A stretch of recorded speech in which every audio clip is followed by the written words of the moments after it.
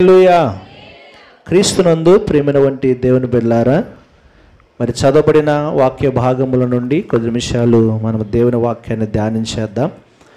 144వ కీర్తన మరి 15వ వచనాన్ని మనము చదువుకొని ఉన్నాం.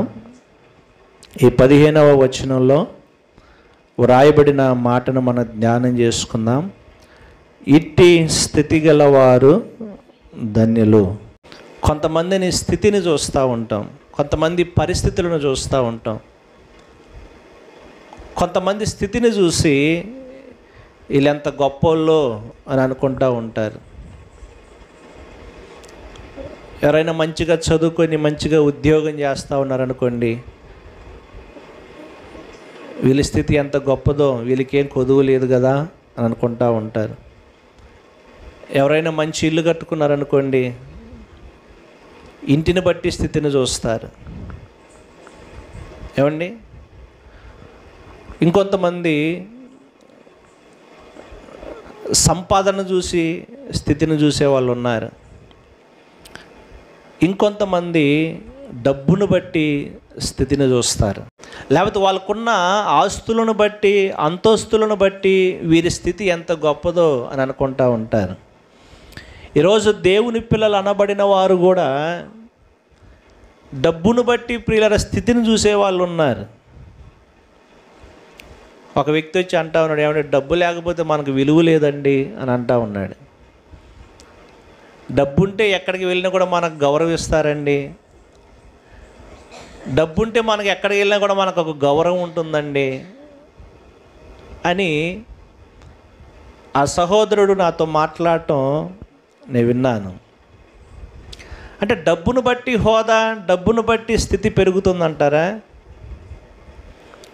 ఒకవేళ డబ్బును బట్టి హోదా, డబ్బును బట్టి స్థితి పెరుగుతూ ఉంటే మన చేతుల్లో బైబిల్ గ్రంథం అవసరం లేదు, దేవుని వాక్యం అవసరం లేదు, మనకు దేవుడే అవసరం లేదు.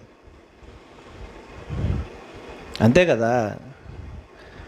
డబ్బును బట్టో, హోదాను బట్టో, ఐశ్వర్యాన్ని బట్టో, లేకపోతే ధనాన్ని బట్టో మనకు హోదా పెరిగే పని అయితే, మన స్థితి పెరిగే పని అయితే, ఏమండి, మన చేతిలో బైబిల్ అవసరం లేదు, ఈ వాక్యాన్ని చదవాల్సిన అవసరం లేదు, దేవుని మందిరానికి రావాల్సిన అవసరం లేదు, దేవుని నమ్ముకోవాల్సిన అవసరం లేదు సమాజంలో.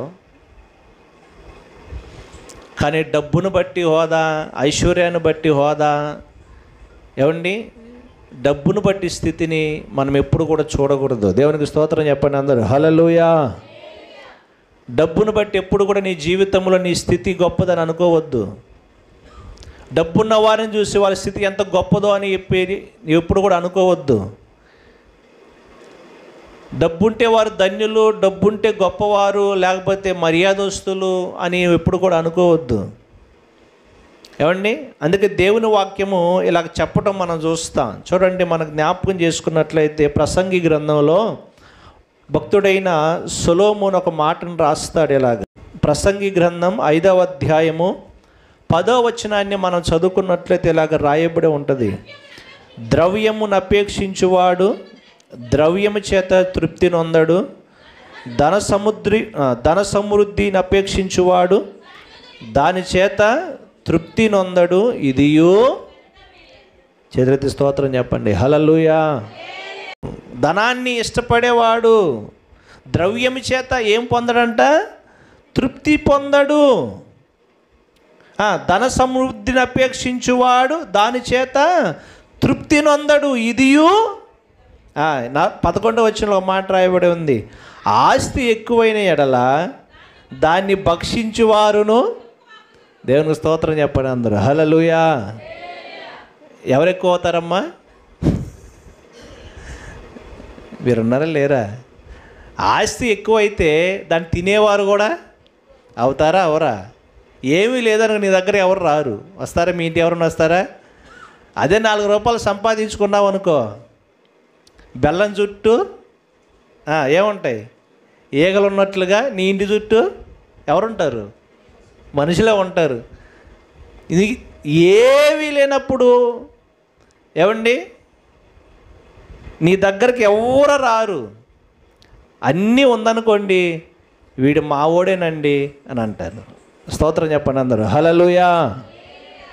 ఏమండి, ఏమీ లేనప్పుడు వీడు మావోడు అని అంటారా? నువ్వు హీనమైన స్థితిలో ఉన్నావనుకో, ఎవడు వచ్చి నీ దగ్గర వీడు మావోడు అని రారు. మావోడు అంటున్న తర్వాత మీ ఇంటి గుమ్మం ముందు కూడా రారు. ఎందుకో తెలుసా? వస్తే ఎక్కడ డబ్బులు అడుగుతావునని, ఎక్కడ డబ్బులు అడుగుతారని నీ ఇంటి ముందు కూడా రారు.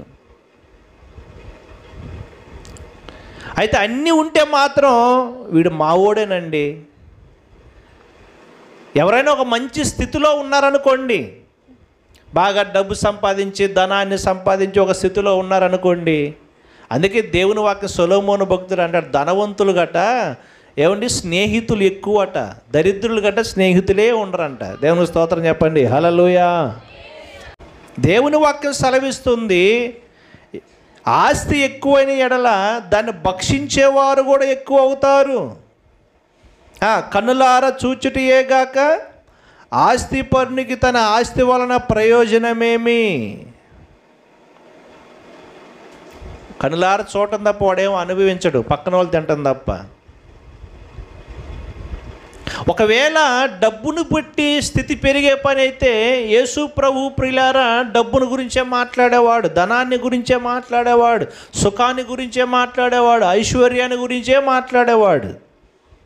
కానీ యేసు ప్రభు ఎప్పుడు కూడా ధనం గురించి ఏం మాట్లాడాల, ఎక్కడ కూడా. ఇంకా ఏం మాట్లాడాడు అని అంటే దేవుని వాక్యంలో ఒక మాట ఇలాగా రాయబడి ఉంటుంది. మత్తయి సువార్త 16వ అధ్యాయము 26వ వచనములో యేసు ప్రభు మాట్లాడిన ఒక మాటను జ్ఞాపకం చేసుకోగలము. ఒక మనుష్యుడు లోకమంతా సంపాదించుకొని తన ప్రాణమును పోగొట్టుకొనిన ఎడల ఏమీ ప్రయోజనము? స్తోత్రం చెప్పండి అందరూ, హల్లెలూయా.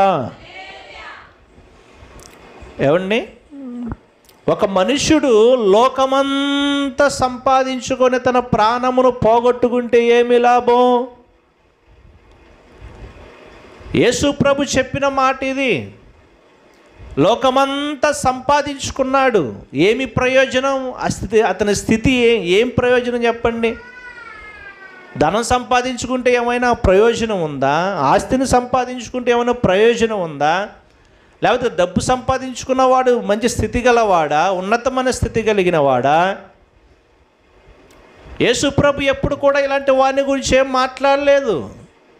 పైగా ఒకడు మనుషుడు లోకమంతా సంపాదించుకుని తన ప్రాణమును పోగొట్టుకుంటే ఏమి లాభం?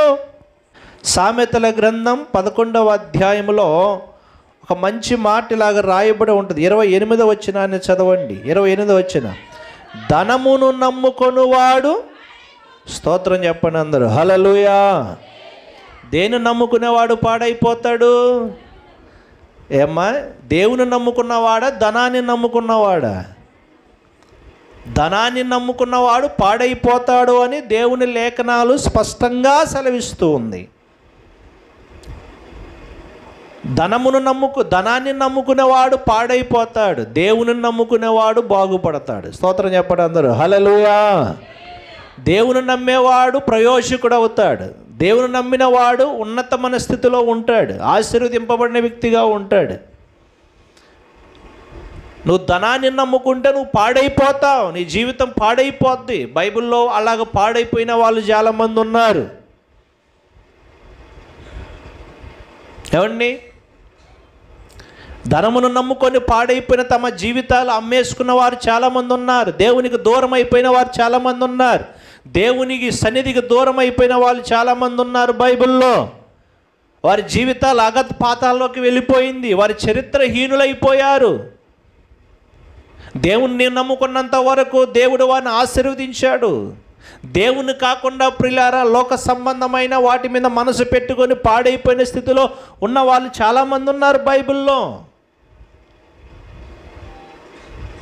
ఉదాహరణకి ప్రియులారా ఒక వ్యక్తిని నేను మీకు చూపిస్తాను. రాజుల 2వ గ్రంథం 5వ అధ్యాయము మనం జ్ఞాపకం చేసుకున్నట్లయితే ఇలాగా రాయబడి ఉంటుంది చూడండి. 26వ వచనాన్ని చదువుదాం. 26వ వచనం, అంతటి ఎలీషా వానితో, ఆ మనుష్యుడు తన రథము దిగి నిన్ను ఎదుర్కొనుటకు తిరిగి వచ్చినప్పుడు నా మనస్సు నీతో కూడా రాలేదా?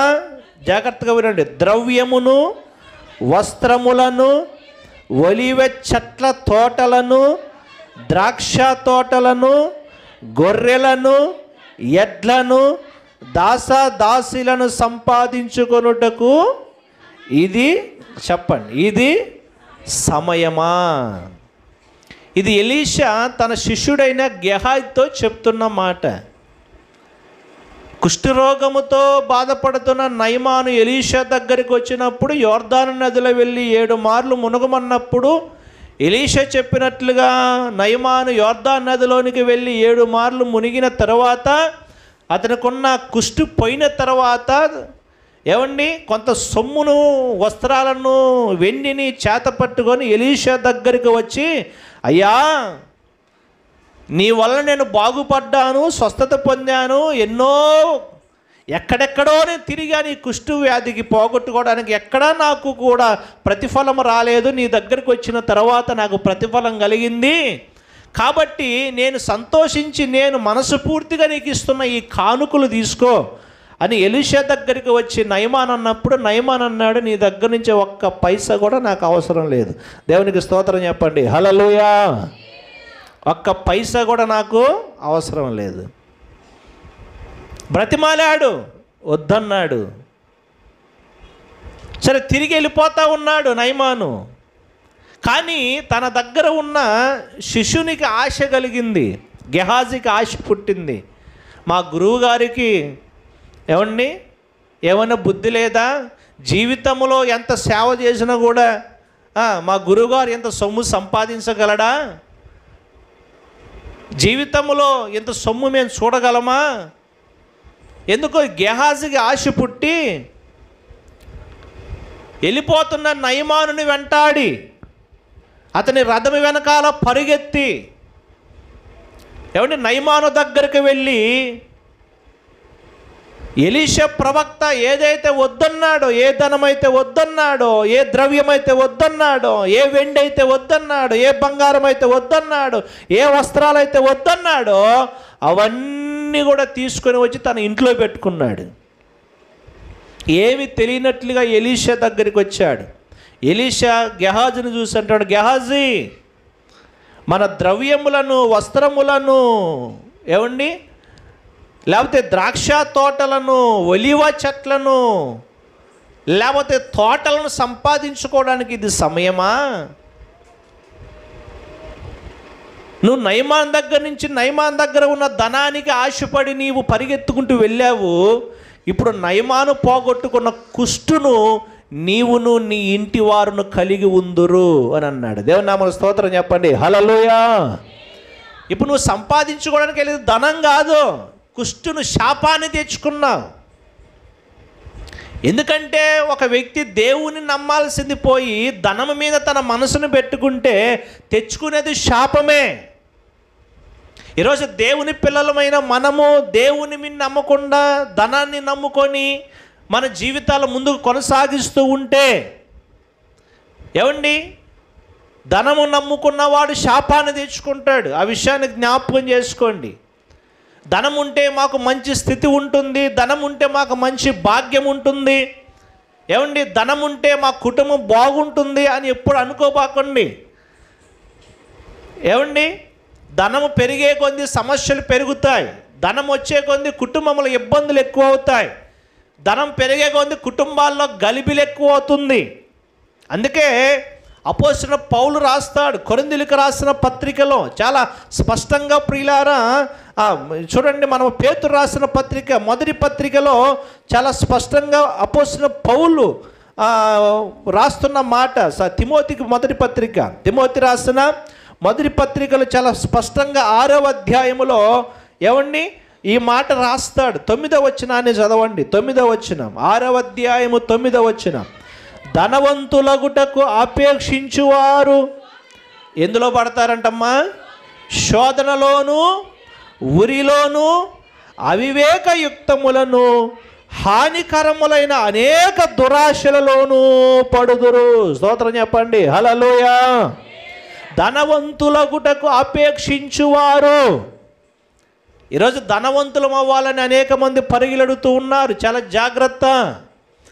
ధనవంతులం అవ్వాలని చెప్పి ఎప్పుడు ఆశపడకు. దేవుడిచ్చిన దాంట్లో తృప్తి చెందటం నేర్చుకో. చేతులెత్తి స్తోత్రం చెప్పండి. హల్లెలూయా. ఏమండి, ధనవంతులకు అపేక్షించేవారు ఎందులో పడతారట? శోధనలోను, ఉరిలోను, అవివేకయుక్తములను, హానికరములైన అనేక దురాశల్లోనూ పడుదురు. అట్టి మనుషులను నష్టములోను నాశనములోనూ ముంచివేయును.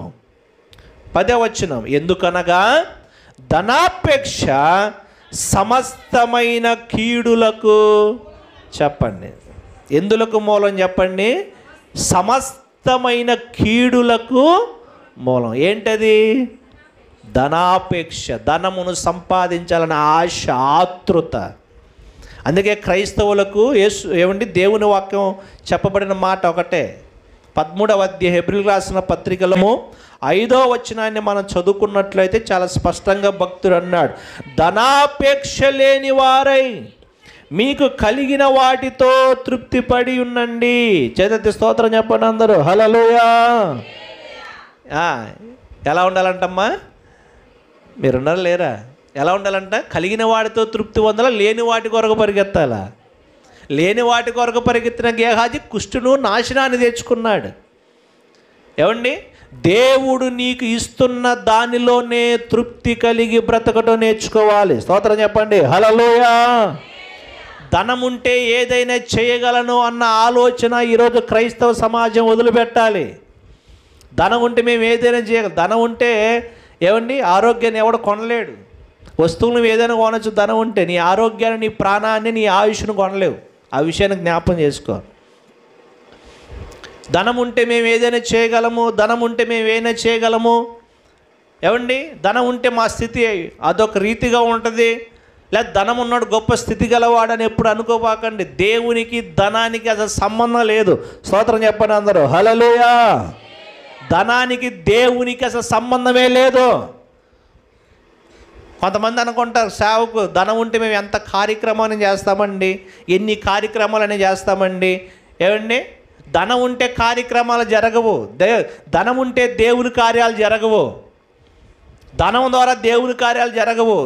దేవుడు తన కార్యాన్ని ఆయన ద్వారా జరిగిస్తాడు. స్తోత్రం చెప్పండి అందరూ. హల్లెలూయా.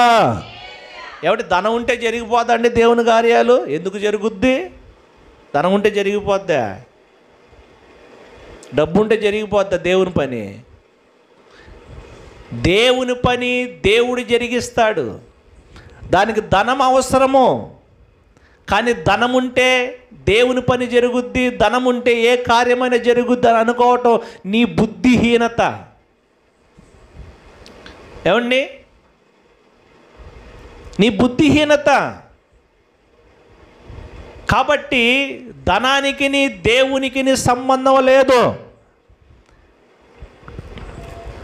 ధనము వైపు నీ మనసు పెట్టుకోకూడదు. ధనాన్ని నువ్వు నమ్ముకునే వ్యక్తిగా ఉండకూడదు. ధనము పైన నీ మనసు ఉండకూడదు. దేవుడు నీకు ఇచ్చిన దాంట్లో తృప్తి కలిగి బ్రతకడం నేర్చుకోవాలి. దేవునికి స్తోత్రం చెప్పండి. హల్లెలూయా.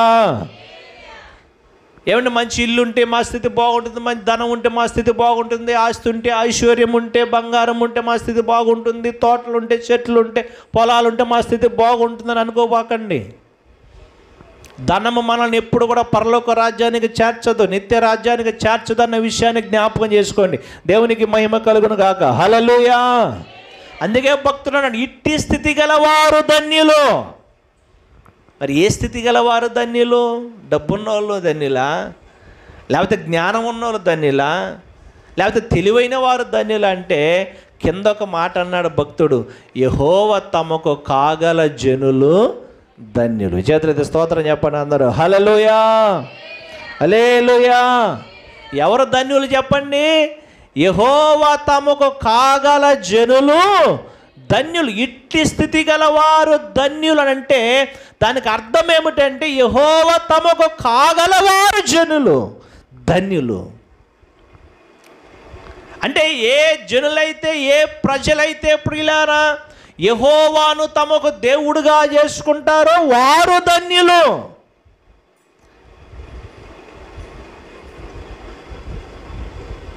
నువ్వు మంచి ఉద్యోగం ఉంటే ధన్యత కాదు, నీ బంధువులుంటే ధన్యుడు కావు, ఆస్తులుంటే ధన్యుడు కావు. ఏమండి? లేకపోతే నువ్వు అధికారపక్షంగా నువ్వు ఉంటే ధన్యుడు కావు, లేకపోతే ఈ లోకంలో నీకు సంపద ఉంటే, లేకపోతే మనుషులు నీకు తోడుగా ఉంటే నువ్వు ధన్యుడు కావు. ఎవరు ధన్యులయ్యా అనంటే యెహోవాను తమకు కాగల జనులు ధన్యులు. దేవునికి మహిమ కలుగును గాక. హల్లెలూయా. ఏమండి? యెహోవా తమకు కాగల జనులు ధన్యులు.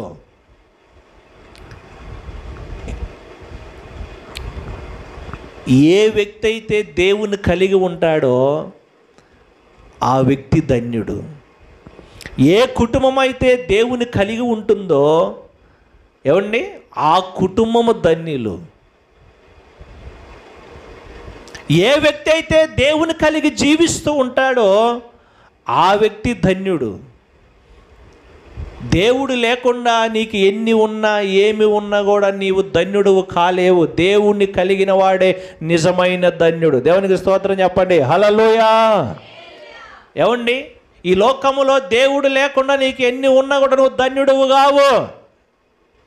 ఎందుకు ధన్యులో ఈ దినము ప్రియులారా ఒక 3 అనుభవాలను మనం ధ్యానం చేసుకోవాల్సిన అవసరత ఎంతైనా ఉన్నదని నేను జ్ఞాపకం చేసుకోగలము. యెహోవా తమకు కాగల జనులు ధన్యులు. అలాగే కీర్తనకారుడు మరొక చోట కూడా రాస్తాడు ఇదే మాటను. 33వ కీర్తనలో మనం జ్ఞాపకం చేసుకున్నట్లయితే కీర్తనల గ్రంథం 33వ కీర్తన 12వ వచనములో ఈ మాట రాయబడి ఉంటుంది. ఆ మాటను కూడా జ్ఞాపకం చేసుకుందాం.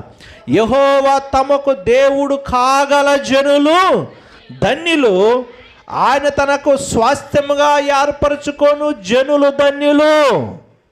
యెహోవా తమకు దేవుడు కాగల జనులు. ఏ జనులైతే దేవుని కలిగి ఉంటారో, ఏ ప్రజలైతే దేవుణ్ణి కలిగి ఉంటారో వారు ధన్యులు. ఏమండి? ఇశ్రాయేలు ప్రజలు ఐగుప్తు దేశము నుండి ప్రియులారా వారు బయలుదేరి యొర్దాను అవతల ఉన్నప్పుడు యెహోషువ నాయకత్వములో 2 ఏమండి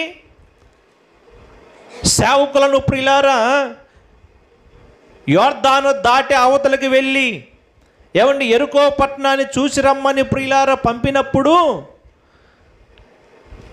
ఆ 2 వ్యక్తులను చేర్చుకున్న ఒక స్త్రీ వారిని గురించి ఇలాగ అంటూ ఉంది. ఏమని అంటూ ఉంది? యెహోషువ గ్రంథం 2వ అధ్యాయము చూడండి, 2వ అధ్యాయము 9-10 వచనాలను మనం జ్ఞాపకం చేసుకున్నాం. లేదా 8-9 వచనాలు జ్ఞాపకం చేసుకుందాం. చూడండి. ఆ వేగుల వారు పండుకొనక మునుపు ఆమె వారున్న మిద్ది మీదకెక్కి వారితో ఇట్లా నేను యెహోవా ఈ దేశమును మీకు ఇచ్చుచున్నాడనియు, జాగ్రత్తగా ఉండండి, మీ వలన మాకు భయము పుట్టుననియు, మీ భయము వలన ఈ దేశ నివాసులందరికీ ధైర్యము చెడుననియు నేను ఎరుగుదును. దేవునికి మహిమ కలుగును గాక. హల్లెలూయా.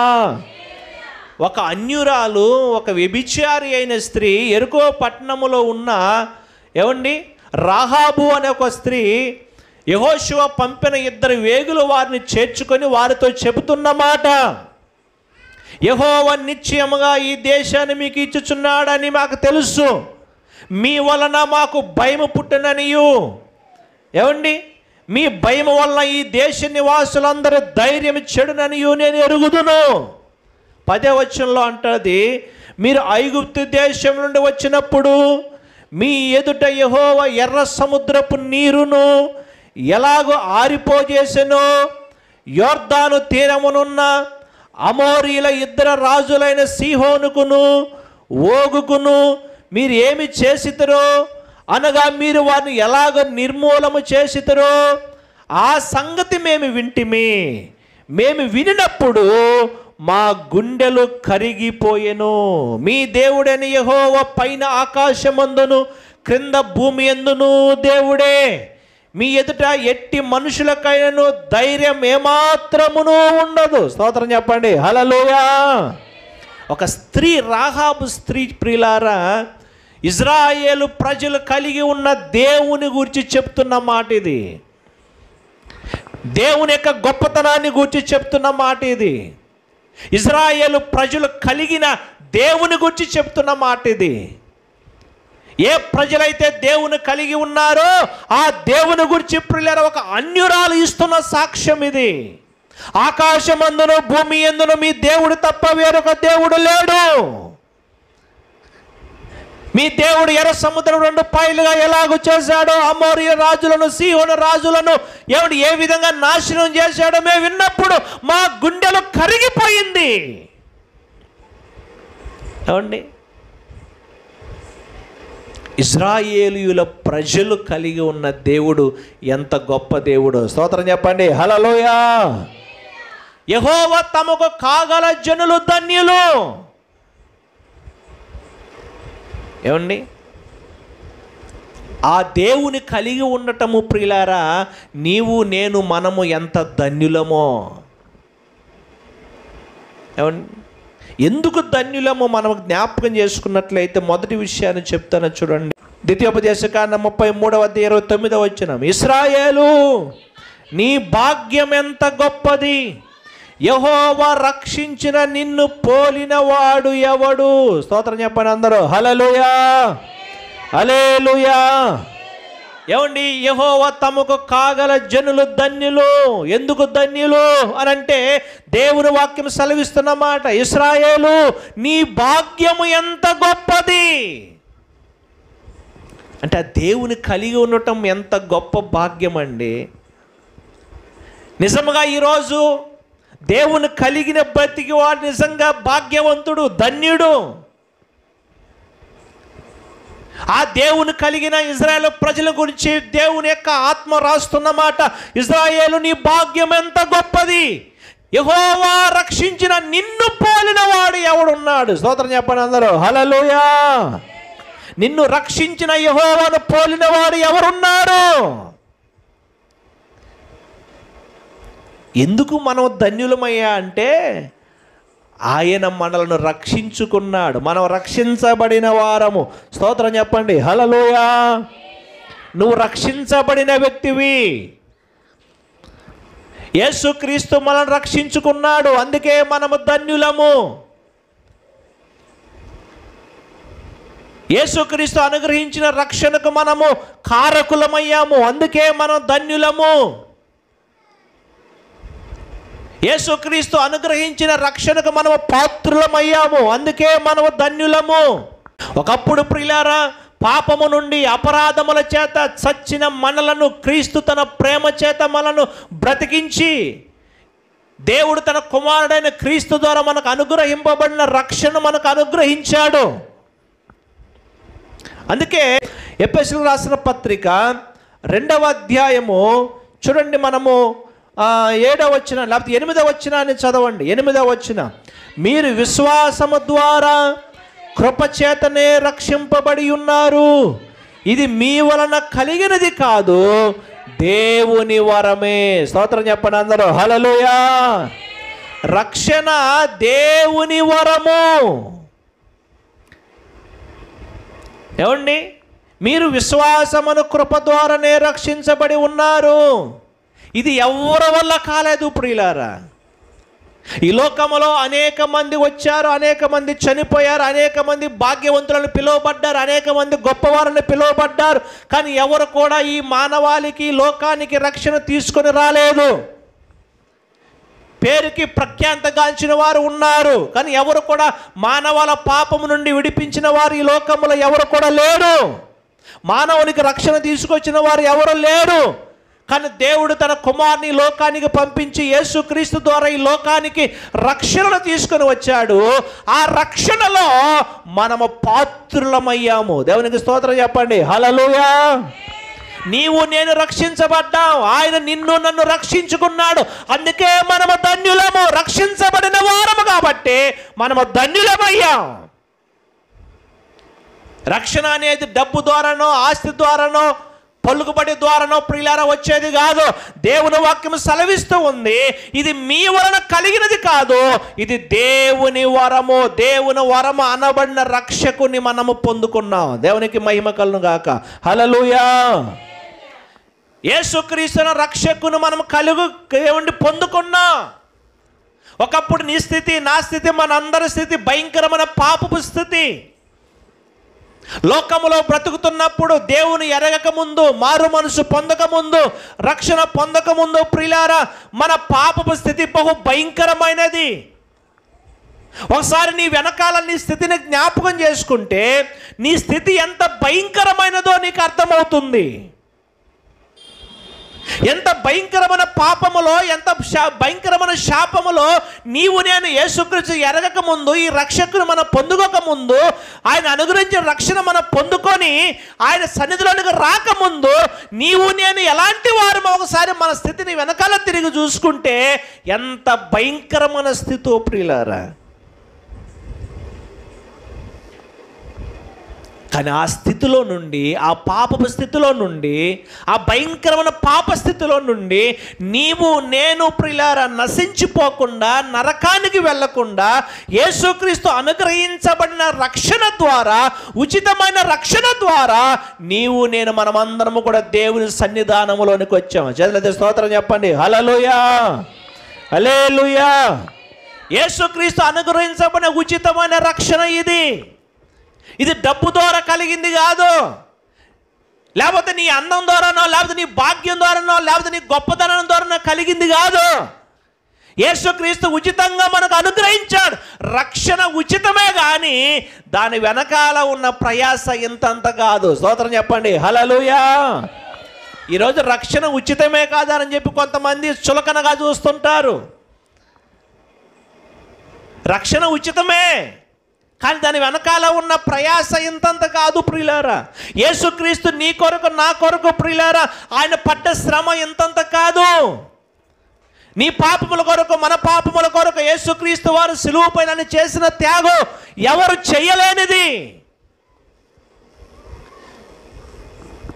నీ పాపపు స్థితిని బట్టి, మన పాపపు స్థితిని బట్టి, ఈ లోకములో ఉన్న పాపాన్ని బట్టి ప్రియులారా మనుషులు నశించి నరకానికి వెళ్ళకూడదని యేసుక్రీస్తు వారు ప్రియులారా చేసిన ప్రయాస, శ్రమ ఇంతంత కాదు. యేసుక్రీస్తు మన కొరకు కార్చిన రక్తము ఇంతంత కాదు. ఆయన సిలువ పైన ఆయన పడ్డ శ్రమలు ఊరికే రాలా మనకు రక్షణ.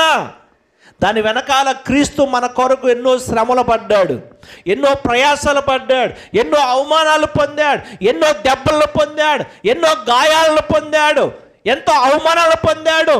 సిలువ పైన ప్రియులారా ఎగతాళి చేయబడ్డాడు. ఆఖరి రక్త పట్టు వరకు చిందించాడు, మౌని అయిపోయాడు.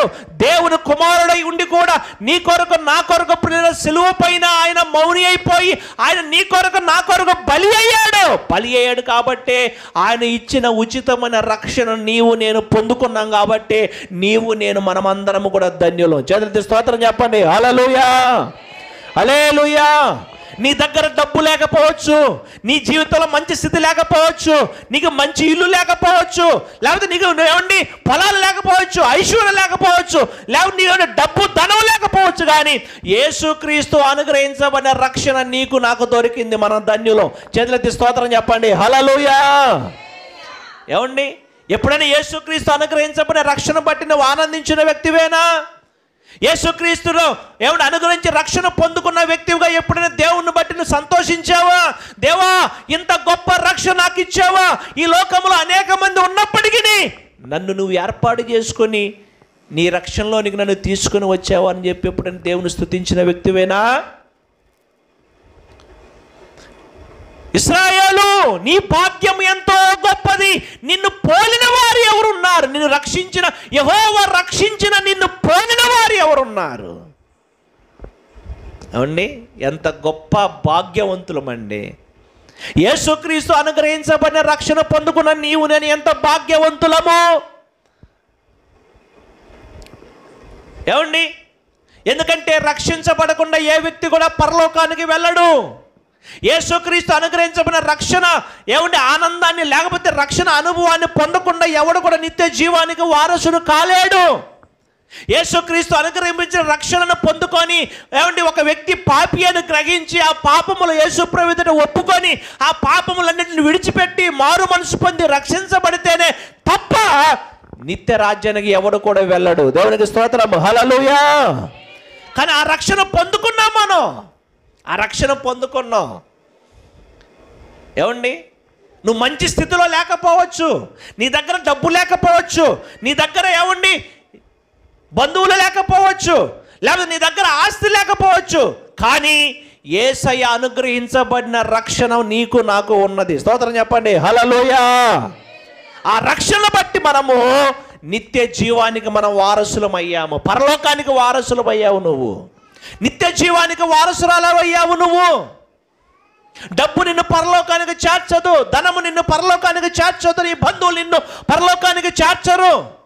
నువ్వు చనిపోయిన తర్వాత నిత్య రాజ్యాన్ని, నీ ధనము, నీ ఆస్తి, నీ సంపద, నీ భాగ్యము ప్రియులారా, ఎవరి ఈ లోకములో ఉన్న ఐశ్వర్యము నిన్ను నరకము నుంచి తప్పించదు.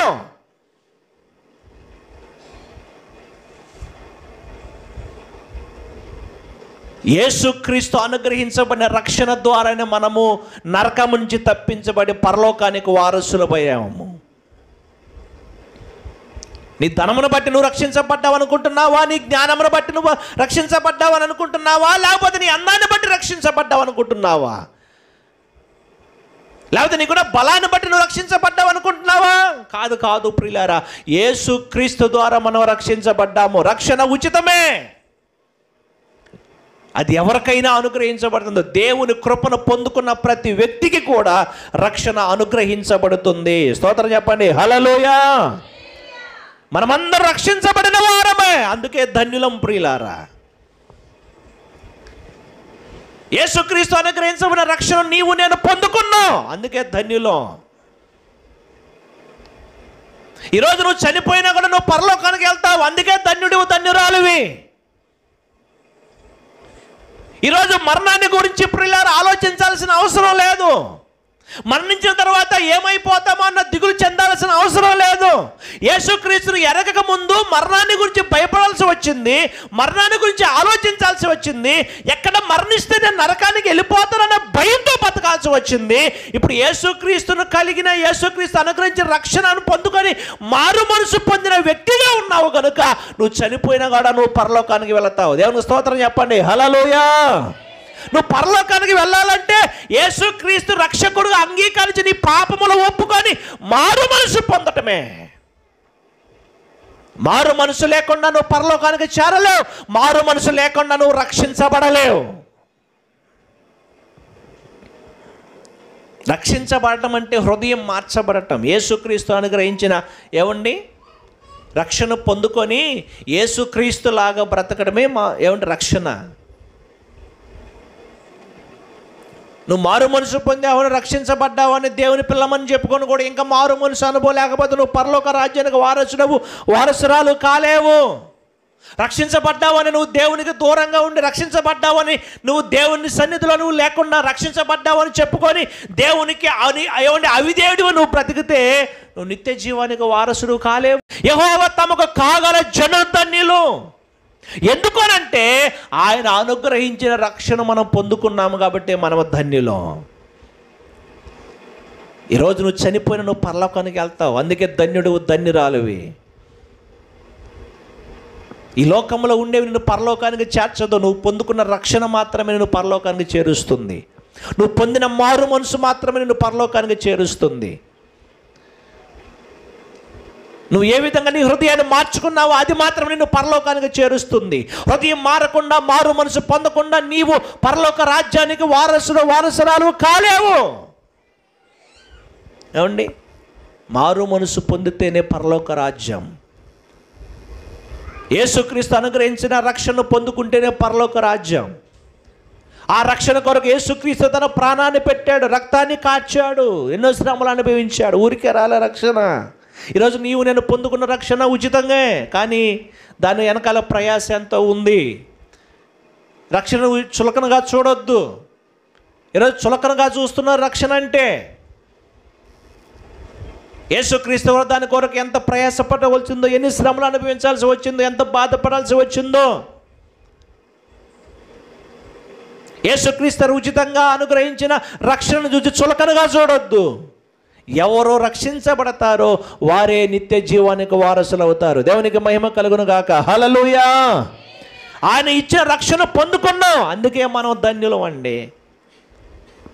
రెండో విషయాన్ని చెప్తాను. హెబ్రీయులకు రాసిన పత్రిక 13వ అధ్యాయము 6వ వచనాన్ని లేకపోతే 5వ వచనాన్ని మనం జ్ఞాపకం చేసుకుందాం. చూడండి, 5, 6 వచనాలు చదువుకుందాం. ధనాపేక్ష లేని వారై మీకు కలిగిన వాటితో తృప్తి పొంది ఉండుడి. జాగ్రత్తగా వినండి. నిన్ను ఏమాత్రమును విడువను, నిన్ను ఎన్నడును ఎడబాయనని ఆయనే చెప్పాను కదా. కాబట్టి ప్రభువు నాకు సహాయకుడు, నేను భయపడను, నరమాత్రుడు నాకేమి చేయగలడని మంచి ధైర్యముతో చెప్పగలవారమై ఉన్నాము. చేతులెత్తి స్తోత్రం చెప్పండి. హల్లెలూయా, హల్లెలూయా. రెండవది, ఎందుకు మనము ధన్యులమయ్యానంటే నిన్ను విడువను, నిన్ను ఎడబాయనని ఆయనే చెప్పెను కదా. కాబట్టి ప్రభువు నాకు సహాయకుడు, నేను భయపడను, నరమాత్రుడు నాకేమి చేయగలను మంచి ధైర్యముతో చెప్పగల వారమై ఉన్నాము. స్తోత్రం చెప్పండి. హల్లెలూయా. ఆయన నిన్ను ఎన్నడూ కూడా విడిచిపెట్టే దేవుడు కాడు, ఎన్నడూ కూడా ఎడబాసే దేవుడు కాడు. అందుకే మనము ధన్యులు. ఈ లోకములో మనుషులు నిన్ను విడిచిపెట్టవచ్చు, ఈ లోకంలో నీ బంధువులను విడిచిపెట్టచ్చు, ఈ లోకములో నీ కుటుంబ సభ్యులను విడిచిపెట్టచ్చు. కానీ నీవు నేను కలిగి ఉన్న దేవుడు, నీవు నేను పొందుకున్న దేవుడు నిన్ను ఎన్నడూ కూడా విడిచిపెట్టని దేవుడు. స్తోత్రం చెప్పండి. హల్లెలూయా. మత్తయి సువార్త 28వ అధ్యాయములో యేసు ప్రభు చెప్పిన మాటను మనం జ్ఞాపకం చేసుకోగలము. మత్తయి సువార్త 28వ అధ్యాయములో 20వ వచనంలో మనం జ్ఞాపకం చేసుకున్నట్లయితే, నేను మీకు ఏ ఏ సంగతులను ఆజ్ఞాపించుదునో వాటన్నిటినీ గైకొనవలనని వారికి బోధించుడి. ఇదిగో నేను యుగ సమాప్తి వరకు సదాకాలము మీతో కూడా. చేతులెత్తి స్తోత్రం చెప్పండి. హల్లెలూయా, హల్లెలూయా. యుగ సమాప్తి వరకు నేను మీతో కూడా ఉన్నాను. దేవునికి స్తోత్రం చెప్పండి. హల్లెలూయా. యుగ సమాప్తి వరకు కూడా నీతో కూడా ఉండే దేవుడు ఆయన. నిన్ను నీ కుటుంబాన్ని ఆయన ఎన్నడూ విడిచిపెట్టడు. అందుకే మన ధన్యులు. ఇంకా నీవు ఈ లోకము నన్ను విడిచిపెట్టిందని, ఈ లోకం మనుషులను విడిచిపెట్టారని చెప్పి ఒకవేళ బాధపడుతున్నావేమో. ఏమండి, యుగ సమాప్తి వరకు కూడా నేను నీతో కూడా ఉన్నాను, నేను నిన్ను ఎన్నడూ కూడా విడిచిపెట్టనని వాగ్దానం చేసిన దేవుడు. అందుకే మనం ధన్యులు. ఏ స్థితిలోనైనా, ఏ పరిస్థితులనైనా, ఎలాంటి పరిస్థితులనైనా కూడా దేవుడు ఎన్నడూ కూడా నిన్ను విడిచిపెట్టే దేవుడు కాడు. రక్షింపబడి మారు మనసు పొంది తమ జీవితాన్ని కొనసాగించిన వారిని దేవుడు ఎప్పుడు కూడా విడిచిపెట్టే దేవుడు కాడు. యుగ సమాప్తి వరకు కూడా ఆయన నీతో కూడా ఉండే దేవుడు.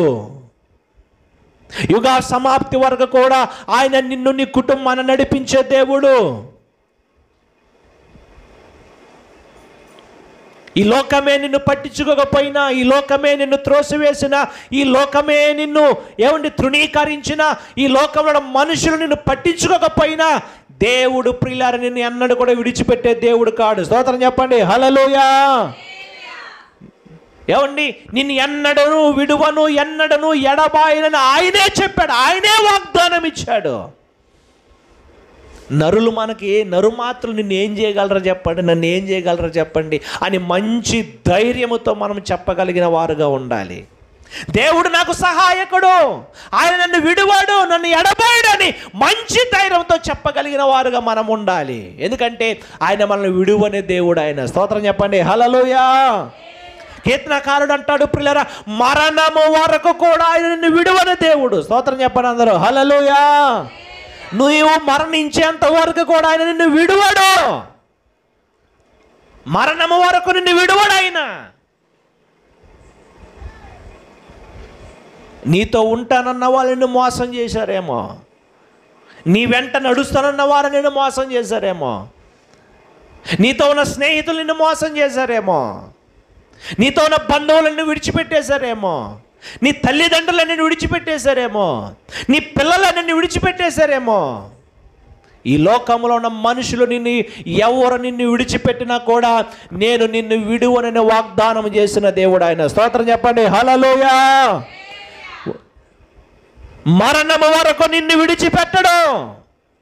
నువ్వు చనిపోయేంత వరకు కూడా నిన్ను విడిచిపెట్టడు ఆయన.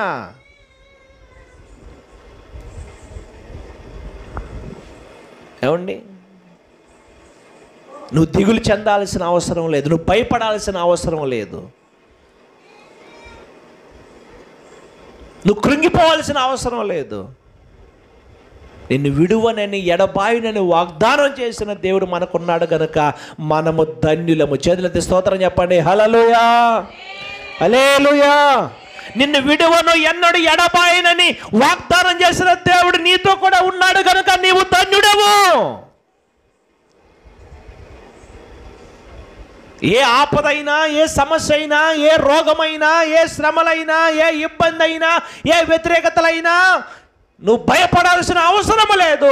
నిన్ను విడువను ఎడబాయన వాగ్దానం చేసిన దేవుడు నీకు తోడుగా యుగ సమాప్తి వరకు నీతో కూడా ఉంటాడు. నీవు మరణమయ్యేంత వరకు కూడా నీతో కూడా ఉంటాడు. స్తోత్రం చెప్పండి. హల్లెలూయా.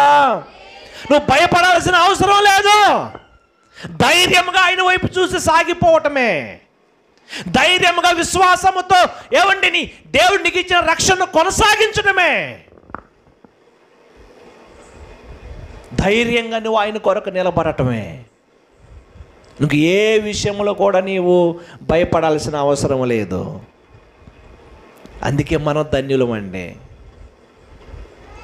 దేవుడే మనకు వాగ్దానం చేశాడు నిన్ను విడిచిపెట్టనని. అనేక సార్లు దేవుడు నిన్ను తన చేతిని పట్టుకొని మరణము నుంచి నిన్ను తప్పించుకుంటూ వస్తూ ఉన్నాడు. ఇదే నీకు సూచన. దేవునికి స్తోత్రం చెప్పండి. హల్లెలూయా. అనేక సార్లు మనుషులు నువ్వు అయిపోయావన్నప్పుడల్లా దేవుడు నిన్ను, నీ కుటుంబాన్ని లేపుతున్నాడు. చూసారా, దేవుడు నీతో కూడా ఉన్నాడు కాబట్టి దేవుడు ప్రియులారా నీ జీవితాన్ని అనేకులకు ఆశీర్వాదకరంగా మారుస్తున్నాడు. అనేకమైన బలహీనతల్లో కూడా దేవుడు నీకు కలుగుతున్న ప్రతి రోగములో, ప్రతి బలహీనతలో, ప్రతి కష్టాల్లో, ప్రతి బాధల్లో, ప్రతి ఇరుకుల్లో దేవుడు నిన్ను, నీ కుటుంబాన్ని నడిపిస్తూ ఉన్నాడు. చూసారా, దేవుడు నిన్ను విడిచిపెట్టట్లా. ఆయన ఎన్నడూ నిన్ను విడిచిపెట్టే దేవుడు గాడు, ఎన్నడూ ఎడబాసే దేవుడు గాడు. కానీ నీవు నేనే చాలాసార్లు ఆయనకు దూరం అయిపోతూ ఉంటాం. నీవే ఆయనకు దూరం అయిపోతూ ఉంటావు. నీవే ఆయన మందిరానికి దూరం అయిపోతూ ఉంటావు. నీవే ఆయన సమయానికి దూరం అయిపోతూ ఉంటావు. ఈరోజు దూరానికి కారణం ఆయన కాదు, నువ్వే. దేవునికి స్తోత్రం చెప్పండి అందరూ. హల్లెలూయా. ఆయన అంటున్నాడు, నేను నీతో ఎన్నడూ కూడా ఉంటాను, ఎన్నడూ విడువను, ఎడబాయను, యుగ సమాప్తి వరకు నీతో ఉంటాను, నీ మరణం వరకు కూడా నేను నీతో ఉంటానని వాగ్దానం చేశాడు. కానీ నీవే దూరం అయిపోతున్నావు. దేవునికి దూరం అయిపోతున్నావు, దేవుని మందిరానికి దూరం అయిపోతున్నావు, దేవుని సహవాసానికి దూరం అయిపోతున్నావు, దేవుని సేవకులకు దూరం అయిపోతున్నావు, పరిశుద్ధులైన వారికి దూరం అయిపోతున్నావు, దేవుని కార్యాలకు దూరం అయిపోతున్నావు. నువ్వు దూరం అయిపోతున్నావు. ఆయన ఎప్పుడు కూడా నిన్ను దూరం చేసుకోవడానికి ఇష్టపడేవాడు కాదు. ఇంకా నువ్వు దూరం అయిపోతా ఉంటే ఆయన బాధపడే దేవుడు. ఆయన చెల్లెలు స్తోత్రం చెప్పండి అందరూ. హల్లెలూయా. అయ్యో, నా పిల్లలు దేవుని మందిరానికి రాకుండా దూరం అయిపోతున్నారు, నాతో సమయాన్ని గడపకుండా దూరం అయిపోతున్నారు, నాతో సంబంధం లేకుండా దూరం అయిపోతున్నారు. ఆయన బాధపడుతున్న దేవుడు ఆయన. ఇప్పుడైనా ఎప్పటికైనా నీవు నీ జీవితాన్ని ఆయనకు సమీపంగా నువ్వు వస్తే ఆయన నిన్ను, నీ కుటుంబాన్ని ఎప్పుడు కూడా విడిచిపెట్టే దేవుడు కాడు. స్తోత్రం చెప్పండి. హల్లెలూయా. ఏమండి, నువ్వు దూరం అయిపోతున్నావు కాబట్టి కొన్నిసార్లు నీకు కొన్ని దెబ్బలు చూపిస్తున్నాడు, కొన్ని శ్రమలు చూపిస్తున్నాడు. ఆ శ్రమల ద్వారా అయినా నువ్వు ఆయన దగ్గరకు వస్తావేమోనో చెప్పి ఆయన ఎదురు చూస్తున్నాడు. కానీ నువ్వు రాలేకపోతున్నావు. ఒక్కసారిగా నేను విడిచిపెట్టాడు అని అంటే ఈ లోకంలో నీవు నేను బ్రతకలేమండి. ఆయన మన చెయ్యి విడిచిపెడితే ఈ లోకంలో మనము బ్రతకలేము. ఆయన మనల్ని ఎన్నడూ విడిచిపెట్టని దేవుడు. ఆయన నిన్ను విడువను, నేను ఏమాత్రమును ఎడబాయనని వాగ్దానం చేసిన దేవుడు ఆయన. ఆ దేవుడు మనకున్నాడు కాబట్టి మనము ధన్యులము. దేవునికి స్తోత్రం. హల్లెలూయా. ఏమండి, ఆ దేవుడు మనకున్నాడు కాబట్టి మనము ధన్యులము. ఆయన మనల్ని రక్షించుకున్నాడు కాబట్టి మన ధన్యులం, రక్షించబడిన వారం మనం. అందుకే ధన్యులం. ఏమండి, ఆయన మనల్ని ఎన్నడూ కూడా విడువడు, ఎడబాయకుండా ఉన్నాడు కాబట్టి మనం ధన్యులం. మూడవది చూపించి ముగింపులోనికి వెళ్ళిపోదాం. చూడండి, యోహాను సువార్త 6:53 కావున యేసు ఇట్లా నేను, మీరు మనుష్య కుమారుని శరీరమును తిని ఆయన రక్తము త్రాగితేనే కానీ మీలో మీరు జీవము గలవారు కారు. నా శరీరమును తిని నా రక్తమును త్రాగువాడే నిత్య జీవము గలవాడు. నా శరీరాన్ని ఎవరైతే తింటారో, నా రక్తాన్ని ఎవరైతే త్రాగుతారో వారే జీవము గలవారు. ఒక విషయం చెప్పనా, ఆయన శరీరాన్ని తినే అర్హత, ఆయన రక్తాన్ని త్రాగే అర్హత ఈ లోకంలో ఎవ్వరికి కూడా లేదు. అంతేకాదు, మందిరానికి వచ్చే వారందరికీ కూడా అర్హత లేదు. ఎవరైతే మారు మనసు పొందారో, ఎవరైతే రక్షించబడ్డారో, ఎవరైతే బాప్తీసం తీసుకున్నారో వారికి మాత్రమే ఆయన శరీరాన్ని, ఆయన రక్తాన్ని త్రాగే అర్హతను దేవుడిచ్చాడు. దేవునికి స్తోత్రం చెప్పండి అందరూ. హల్లెలూయా.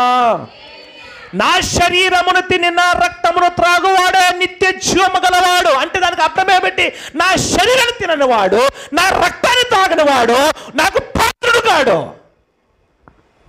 వాడు నా వాడు కాడు. అంతే. నిత్య జీవానికి వారసుడు కాడు, వాడు పరలోకానికి రాడు.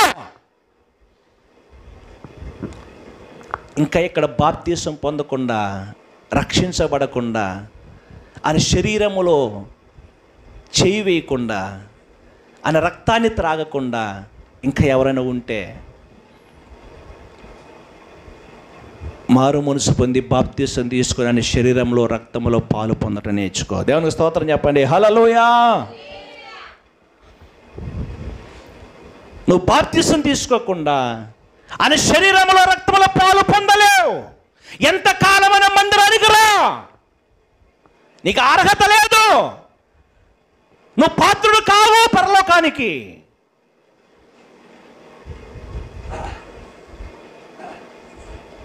మారు మనసు పొందినవాడు, రక్షించబడినవాడు ఆయన శరీరాన్ని, ఆయన రక్తాన్ని తాగాల్సిందే, తినాల్సిందే. ఎవడు యేసుక్రీస్తు రక్షకుడు అయిన దేవుడు ఆయన మృతులను లేపి తిరిగి లేచిన ఎవడైతే నమ్మి రక్షించబడి బాప్తీసం తీసుకున్నాడో వారికి మాత్రమే అర్హత ఇది. ఈ అర్హతను పొందుకున్నవాడు ఆయన శరీరాన్ని, రక్తాన్ని త్రాగాలి. త్రాగకపోతే, తినకపోతే ఆయన పాత్రుడు కాడు, పరలోక రాజ్యానికి వారసుడు కాడు. కొంతమంది అంటారు, ఈ నెల కాదని వచ్చే నెల తీసుకుంటామండి, ఈ నెల కుదరలేదని వచ్చే నెల తీసుకుంటామండి, వచ్చే నెలకు వచ్చేసరికి ఈ నెల మాకు కుదరలేదండి, వచ్చే నెల తీసుకుంటామండి. దేవుని వాక్కు సెలవిస్తూ ఉంది, నువ్వు ఖచ్చితంగా శరీరాన్ని, రక్తాన్ని తాగాల్సిందే. కుదరదంటే సరిపోదు.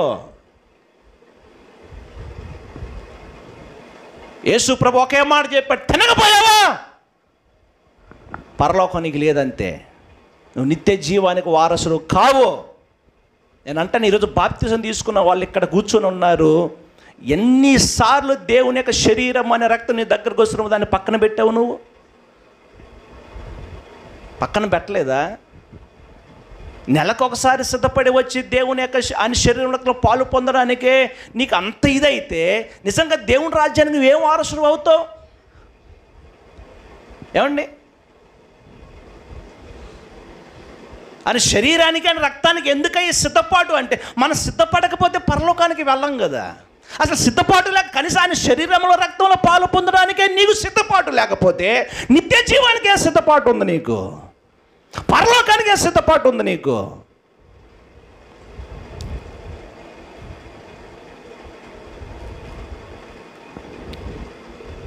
ఏమండి, యేసు ప్రభు స్పష్టంగా చెప్పిన మాట ఇశ్రాయేలు ప్రజలతో మరొక మాట అంటూ ఉండి 11 వచ్చిన చదవండి, ఇలాగ రాయబడి 51 వచ్చిన చదవండి, అది 6వ అధ్యాయం 51 వచ్చిన చదువుకున్నట్లయితే, పరలోకము నుండి దిగి వచ్చిన జీవాహారమును నేనే, ఎవడైనను ఈ ఆహారము భుజించితే వాడు ఎల్లప్పుడూ జీవించును, మరియు నేనిచ్చు ఆహారము లోకమునకు జీవము కొరకైన నా శరీరమే అని మీతో నిత్యముగా చెప్పుచున్నాను. దేవునికి స్తోత్రం చెప్పండి. హల్లెలూయా. 49వ వచనం చదవండి. మీ పితరులు అరణ్యములో మన్నాను తినను చనిపోయిరి. జాగ్రత్త 50 వచనం, దీనిని తినువాడు చావకుండునట్లు పరలోకము నుండి దిగి వచ్చిన ఆహారం ఇదే, పరలోకము నుండి దిగి వచ్చిన జీవాహారమును నేనే. దేవునికి స్తోత్రం చెప్పండి అందరూ హల్లెలూయా. మీ పితరులు ఇశ్రాయేలు ప్రజలు అరణ్యములో పరలోకం నుండి వచ్చిన మన్నాన్ని తిన్నారు కానీ చనిపోయారు. కానీ నా శరీరాన్ని తిన్నవాడు, నా రక్తాన్ని త్రాగినవాడు చనిపోడు.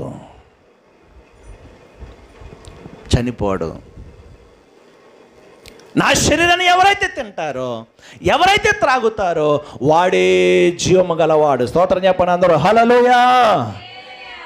నీలో జీవం ఉన్నది అనడానికి కానీ శరీరము రక్తము త్రాగకపోతే నువ్వు జీవము లేని వ్యక్తివే, నువ్వు నామకార్థ క్రైస్తవుడివే, నువ్వు క్రైస్తవహీనుడివే.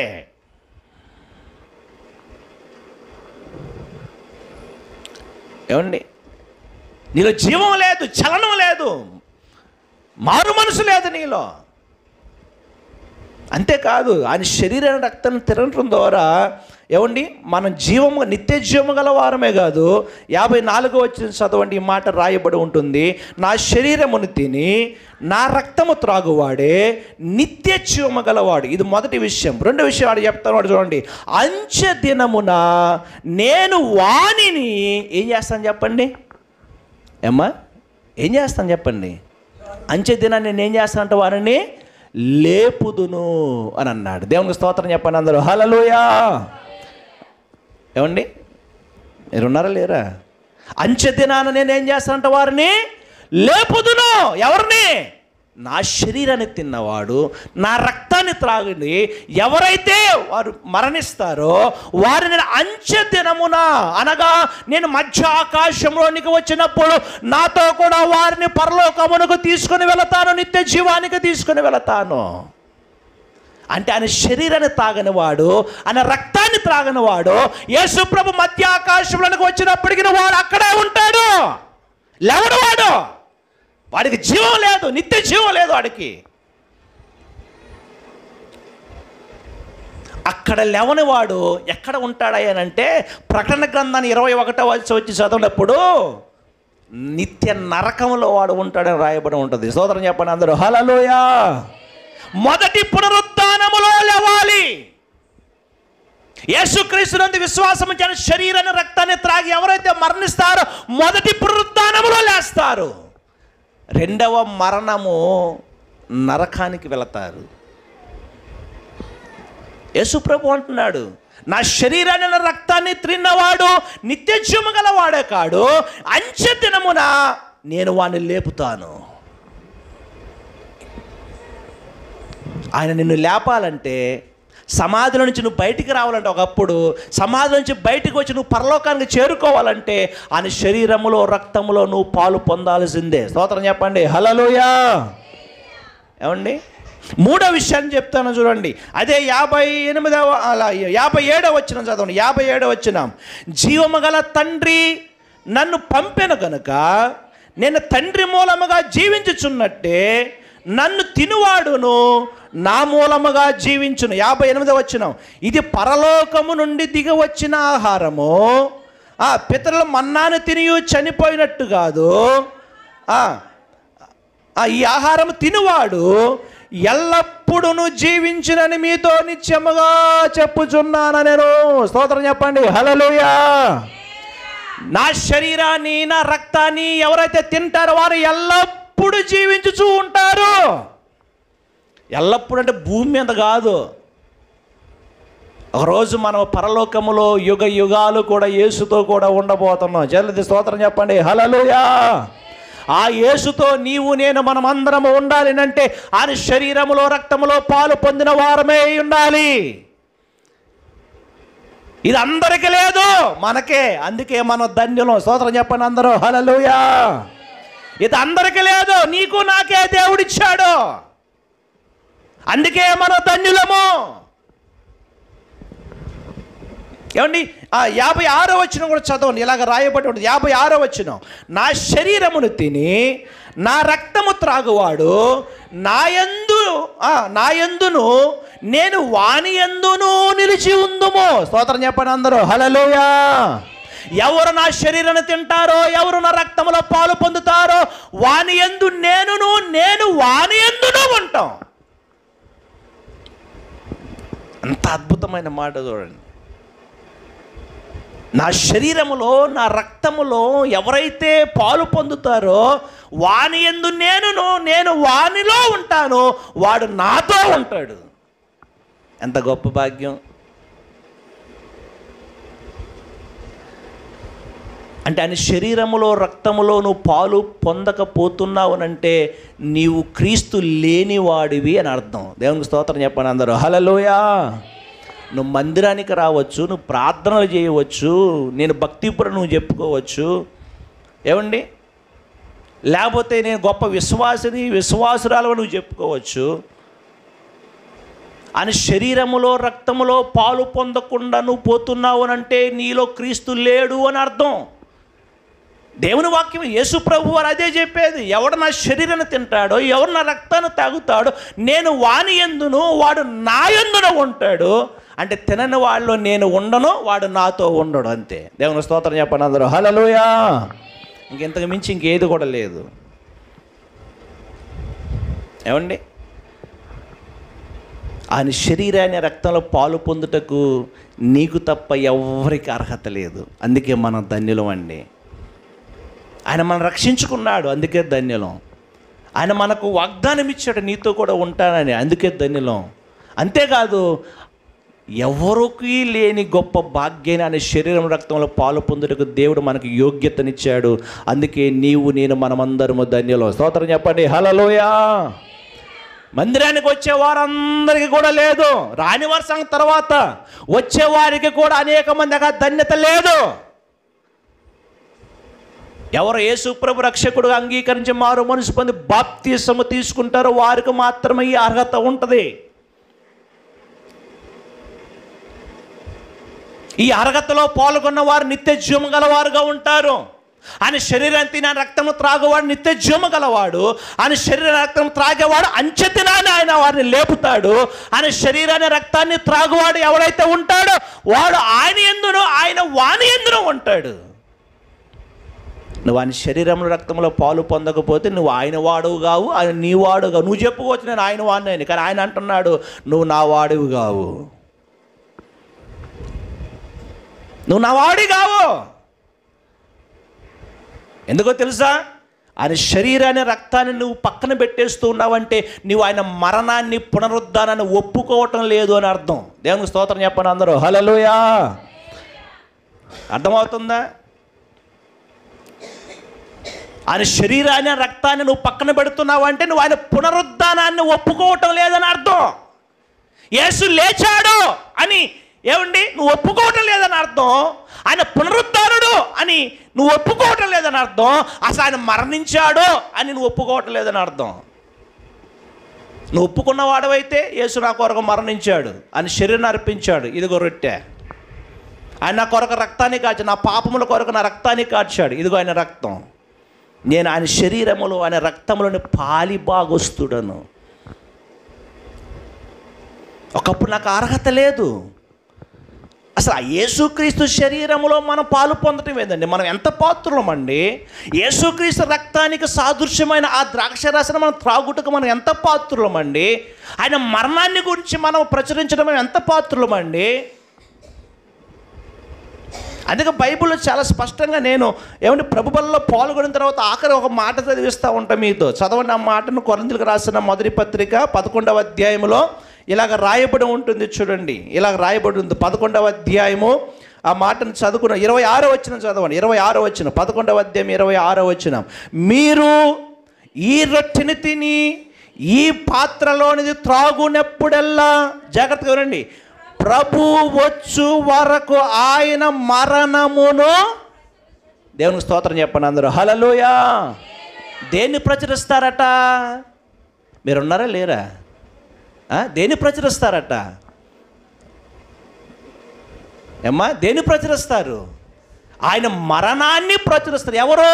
మీరు ఈ రొట్టెని తిని ఈ పాత్రలోని త్రాగునప్పుడల్లా ప్రభువు వచ్చు అంతవరకు ఆయన మరణాన్ని ప్రచురించుదురు. అంటే నువ్వు శరీరంలో రక్తంలో పాలు పొందటం లేదంటే నీవు ఆయన మరణాన్ని ఒప్పుకోవటం లేదు అని అర్థం. యేసు నా కొరకు చనిపోయలేదు అని అర్థం. యేసు ప్రభు నా కొరకు రక్తం కార్చలేదు, నేను ఒప్పుకోవటం లేదు అని అర్థం. ఏమండి,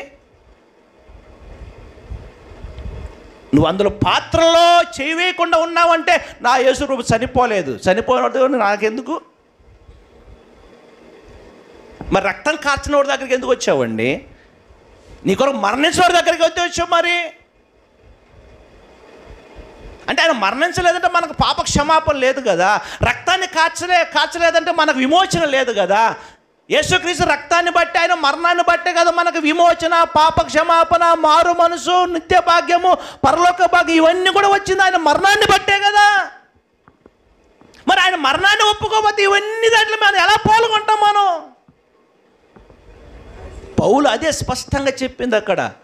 ఆయన శరీరాన్ని ఎవరైతే తింటారో, ఆయన రక్తంలో ఎవరైతే పాలు పొందుతారో ఆయన మరణాన్ని ప్రచురిస్తూ ఉంటారు. స్తోత్రం చెప్పండి అందరూ, హల్లెలూయా.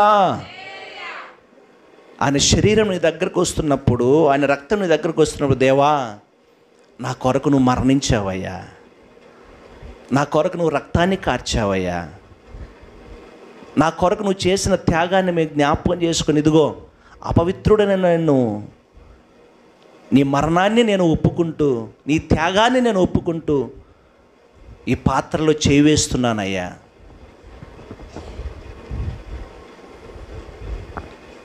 ఇది నిజముగా మారు మనసు పొందిన వాడి యొక్క క్రైస్తవ జీవితం, విశ్వాస జీవితం. నువ్వు ఎప్పుడైతే అలాగా ఆ పాత్రలో వేస్తావో, నువ్వు చనిపోయిన తర్వాత అంచె దినాన్న ఆయన లేపుతాడు. అంతేకాదు, ఎవరైతే ఆయన మరణంలో పాలు పొందుతూ ఉంటారో ఆయన వాని యందును, ఏమండి, వాడు ఆయన యందును నిలిచి ఉంటారు. స్తోత్రం చెప్పండి అందరూ, హల్లెలూయా. ఇది దేవుడు నీకు నాకు ఇచ్చిన గొప్ప భాగ్యం. అందుకే మన ధన్యులం. అందుకే నీవు నేను ధన్యులం అండి. ఎవరికి లేదు ఈ బాధ్యత. మరి ఈ భాగ్యాన్ని ఎందుకు తృణీకరిస్తున్నావు? ఈ భాగ్యానికి ఎందుకు దూరం అయిపోతున్నావు? నేను అందుకే ఒకసారి చెప్పాను, ఎవరు ప్రభు బల్లకి దూరం అవుతారో వారి ఇంట్లో నేను అడుగు కూడా పెట్టినాను ఒకసారి. ఎందుకోసం? మీరు వచ్చి కూడా ప్రయోజనం ఏముంది, మేము మీ దగ్గరకు వచ్చి కూడా ప్రయోజనం ఏముంది అని శరీరం రక్తంలో పాలు పొందుకుని ఆయన మరణాన్ని ఒక క్రైస్తవుడిగా, ఒక విశ్వాసిగా నువ్వు ఒప్పుకోకపోతే ఏమి ప్రయోజనం? నువ్వు క్రైస్తవ జీవితాన్ని కొనసాగించి కూడా. దేవునికి కావాల్సిన సంఖ్య కాదు, దేవునికి కావాల్సిన మనుషులు కాదు, ఇక్కడ ఎంతమంది ఉన్నారు అది కాదు కావాల్సింది.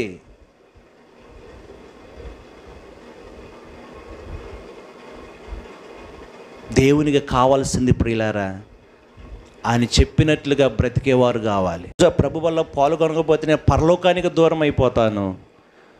రేపు నేను చనిపోతే ఆయన నన్ను లేపడు, నేను సమాధిలో ఉండిపోతాను. సమాధిలో ఉండిపోయే వాళ్ళందరూ నిత్య నరకానికి వెళ్ళిపోతారు.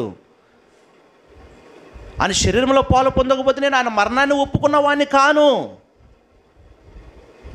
ఈరోజు ప్రభు బల్ల చేయి వేస్తున్నావంటే ఆషామాషిగా చేయి వేయటం కాదు. వేసేటప్పుడు ఒకసారి జ్ఞాపకం చేసుకో, దేవా నీ మరణాన్ని నేను ఒప్పుకుంటున్నాను. అవునయ్యా, నువ్వు మరణించకపోతే నాకు రక్షణ లేదు, పాప క్షమాపణ లేదు, నాకు పరలోకం లేదు, నిత్య జీవము లేదు. పాపినైనా నాకు ఇంతటి భాగ్యాన్ని ఇచ్చావా? ఎంత ధన్యులు నాయన నేను, ఎంత భాగ్యవంతుడు నాయన నేను. నన్ను రక్షించుకోవటమే కాదు, నిన్ను విడువను ఎడబైన వాగ్దానం ఇవ్వటమే కాదు, నీ పరలోకానికి కూడా నన్ను వారసునిగా చేయుటకు నీ శరీరాన్నే, నీ రక్తాన్నే నాకు ఇచ్చావా? అందులో పాల్గొనే భాగ్యాన్ని నాకు ఇచ్చావా అని సిలువ మరణాన్ని జ్ఞాపకం చేసుకొని యేసును స్తుతిస్తూ కృతజ్ఞతలు చెల్లిస్తూ మనము ఆ బలలో చేయి వేసేవారుగా ఉండాలి. దేవునికి స్తోత్రం కలుగును గాక, హల్లెలూయా. దేవా, నీ శరీరంలో రక్తంలో పాలు పొందుకు నేను ఎంతటి వాడను, కానీ ఆ భాగ్యాన్ని ఇచ్చావు, ఆ ధన్యతనిచ్చావు. ఎంత గొప్ప దేవుడు నాయన. నా కొరకు నువ్వు మరణించావు, నిత్య జీవాన్ని ఇచ్చావు. నా వెనకటి స్థితిని చూసుకుంటే నేను ఎంత పాపినో, ఎంత దౌర్భాగ్యుడనో, ఎంత దౌర్భాగ్యురాలనో. నా నోటితో నేను ఆడే మాటలు, లేకపోతే నా చేతలతో నేను చేసే చేష్టలు ఎంత భయంకరమైనవో. కానీ వాటి నుంచి నన్ను విడిపించి ఈరోజు మారు మనసు పొంది నీ సన్నిధిలో కూర్చొని నీ శరీరంలో మరణములో పాలు పొందుటకు నేను కూడా నాకు యోగ్యతనిచ్చినందుకు నీకు వందనాలు నాయన అంటూ ప్రభుకి కృతజ్ఞతలు చెల్లిస్తూ మనం ప్రభు బల్లలో చేవేయాలి. ఈరోజు ఎంతమంది చేయగలుగుతున్నారు ఇలాగా? ఏమంటే ఎంతమంది చేయగలుగుతున్నారు? అని శరీరం అని రక్తం పాత్ర నీ దగ్గరికి వచ్చినప్పుడు, దేవా నీకు వందనాలు నాయన, నీ కృతజ్ఞతలు ప్రభువా, ఇందులో వేసే భాగ్యాన్ని, చేయి వేసే భాగ్యాన్ని ఇచ్చావు. ఇదిగో నా పక్కన ఉన్న ఆమెకి లేదు ఆ భాగ్యం, నాకు ఇచ్చావు. ఇదిగో నా ముందు కూర్చున్న ఆమెకి లేదు ఆ భాగ్యం, నాకు ఇచ్చావు. ఇదిగో నా వెనకాల కూర్చున్న ఆమెకి లేదు ఆ భాగ్యం, నాకు ఇచ్చావు. ఎందుకు ఈ భాగ్యాన్ని గమనించలేకపోతున్నారు?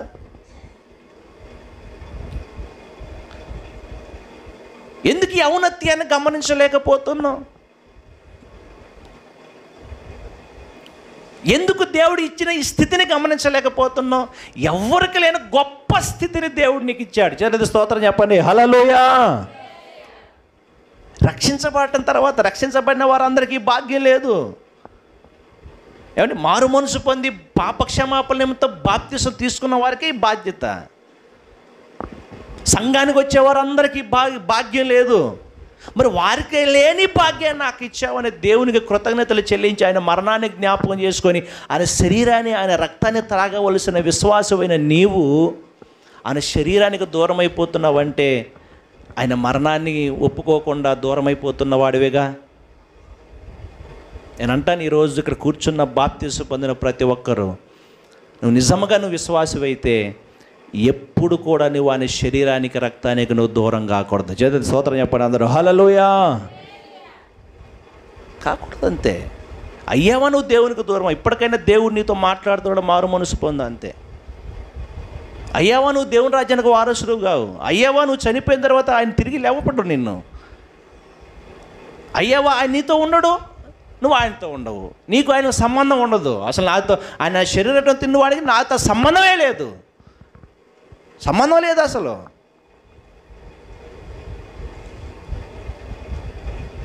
మరి సంబంధం లేకుండా నువ్వు దేవుని మందిరానికి వచ్చి ఏం చేస్తావు? సంబంధం లేకుండా నువ్వు పరలోకానికి వెళ్తావు. యేసుతోనే సంబంధం లేకపోతే నువ్వు పరలోకాన్ని, నిత్య జీవాన్ని ఎలా పొందుకుంటావు చెప్పండి? ఎంత గొప్ప భాగ్యాన్ని ఇచ్చాడు మనకు దేవుడు. చేతులెత్తి స్తోత్రం చెప్పండి అందరూ. హల్లెలూయా. ఏమండి, ఎంత గొప్ప భాగ్యం ఇచ్చాడు. ఇది గొప్ప భాగ్యం కదా. నువ్వు ప్రపంచంలో ఎక్కడైనా తిరిగి దేవుని మందిరంలోకి వచ్చి మారు మనసు పొంది బాప్తిసం తీసుకున్న వాడికి తప్ప ఎవరికి భాగ్యం లేదు. సంఘానికి చాలామంది వస్తుంటారు, కానీ కొంతమందికి బాప్తిస అనుభవాలు ఉండవు. వారికి ఉండదు. ఎన్ని రోజులైనా రాని, ఎన్ని నెలలైనా రాని, ఎన్ని సంవత్సరాలైనా రాని వారు బాప్తిసం పొందరో ఈ భాగ్యంలోకి ఆహ్వానించరు. బాప్తిసం పొందకుండా ఎంతకాలం దేవుని మందిరానికి వస్తావు? చనిపోతే పరలోకానికి వెళ్తావా? ఏమండి, నువ్వు ఎంతకాలం యేసుప్రభు మా కొరకు మరణించాడు, తిరిగి లేచిన ఎంతకాలం నమ్మకుండా దేవుని మందిరానికి వస్తావు? బాప్తిసము ద్వారా యేసుక్రీస్తు యొక్క మరణాన్ని, పునరుద్ధాన్ని ఒప్పుకుంటున్నావు. ఆయన శరీరంలో పాలు పొందటము ద్వారా ఆయన మరణాన్ని నువ్వు ఒప్పుకుంటున్నావు. ఎంతకాలం బాప్తిసం లేకుండా బ్రతుకుతావు?